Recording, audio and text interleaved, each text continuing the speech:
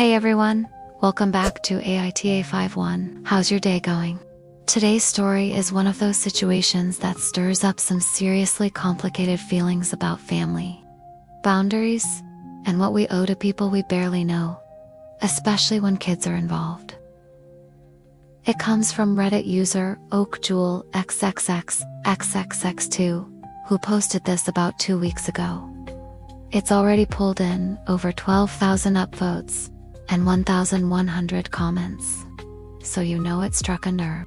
The title: Am I the asshole for telling my brother's girlfriend she can't expect me to treat her kids like mine, and that she's not entitled to anything from us? Let's get into it.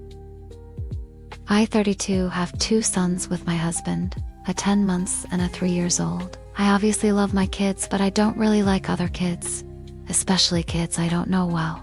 I am just not the maternal type that will want to interact with other kids or find them cute or whatever. My brother has been dating his girlfriend Natalie, 31, and she has 2 kids as well, 7 and 5. When we first met Natalie, she seemed excited that I have kids and started planning how our kids will bond and play together. This did not happen, and the main reason is the age difference. Again, my kids are 3 years old and 10 months. I don't know how she imagined that her 7 years old will bond so well with a baby or someone 4 years younger than him. Her 5 years old daughter is a different situation. She is very rowdy, so my oldest avoids her at all costs when we meet during family functions or whatever. Despite our kids clearly not blending well, I would say we were nice towards Natalie and her kids. Last Christmas, for example, we gave gifts to her kids when we met at my parents' place for dinner, and I thought that was enough. However, Natalie decided to confront me on things I apparently did wrong and hurt her feelings. She mentioned, "I do not show a special interest in her kids that will potentially become my niece and nephew in the future. I refuse to have her kids over at my place for playdates without her being present. To be clear, I am okay with hosting her, my brother and her kids for a dinner or something. I refuse to make my son like her daughter. I am cold towards her kids." I explained to her that I can't and will not force my kid to play or be friends with anyone. I also said that I am not comfortable having her kids in my house without her present. I do not know her kids that well. I have no idea how they behave outside of the few family settings that we have all attended. I don't want to be responsible for 2 stranger kids in my house. On the coldness side, I explained to her that I am not cold on purpose, but this is how I am as a person. I am not a kids fan. I am not overly maternal, and I simply don't feel like being overly excited over kids. She said that this is not true because she saw that I am everything I claim not to be with my kids. Well, yes, because they are my own children. She also claims that everyone has been excluding her children. When I asked her how, she gave the same examples from above and claimed that my parents are more affectionate towards my kids. Yes, again, because they are their grandkids. In the end, we were not getting anywhere, so I told her, "Look, Natalie, you started dating my brother 1 year ago. My parents and I had a couple of meetings with you and your kids, and everyone was nice to all of you. I don't know what your problem is, but you need to speak to my brother. No one is excluding your kids, but you can't expect us to treat your kids the same as mine. This is never going to happen.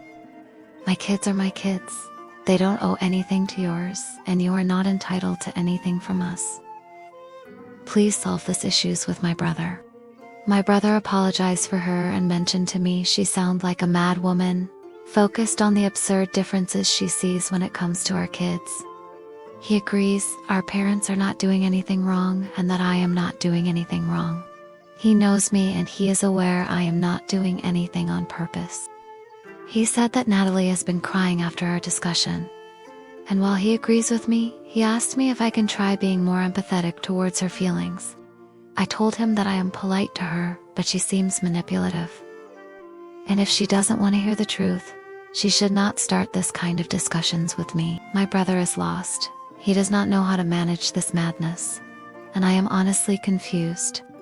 I did anything wrong when speaking to her? Wow. This one's layered. At the surface, it's easy to label the narrator as cold or but if you really sit with this story, it becomes clear this isn't about someone being heartless. It's about someone protecting their space, their energy, and their children from forced emotional obligations. Let's break this down. First, Opie never asked to become an instant aunt. She's being realistic. Her kids are babies, and her brother's girlfriend's kids are not. There's a massive developmental gap there. Expecting them to bond immediately just because the adults are dating feels naive at best and manipulative at worst. Then there's Natalie, the girlfriend. I actually feel for her too. It's not easy blending into a new family with kids. She probably hoped this relationship would give her children a sense of extended family, cousins, grandparents, some stability. But where she crosses the line is expecting equal treatment so soon. Entitlement ruins empathy. Natalie wasn't just hurt. She tried to weaponize guilt. She didn't want understanding. She wanted equal footing for her kids without recognizing that bonds take time and consent. And what about our ops? She set boundaries. Firm ones, maybe a little blunt, but not cruel. She was clear about her limitations, her comfort zone, and her priorities, her own children. And honestly, that's something more people need to do. But here's where it gets tricky. Just because you're right doesn't mean there's no room for empathy. Her brother asked for a little more kindness.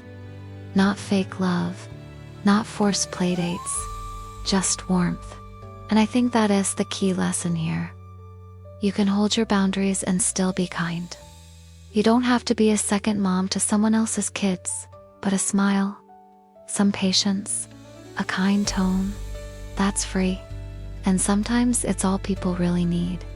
To you watching right now, if you've ever found yourself in a blended family or trying to make your kids fit into someone else's life, remember this: connection isn't automatic, it's built. And it takes time, honesty, and mutual respect, not pressure and expectations. And if you're someone setting boundaries, that's valid too. You don't owe forced love to people just because they're family adjacent. But let's not forget that kindness doesn't cost you your boundaries. So, was the the asshole? I'd say no. But was there room for more grace? Absolutely. Let me know what you think in the comments. Would you have handled it differently? And if you've been in a situation like this, I do really love to hear your story.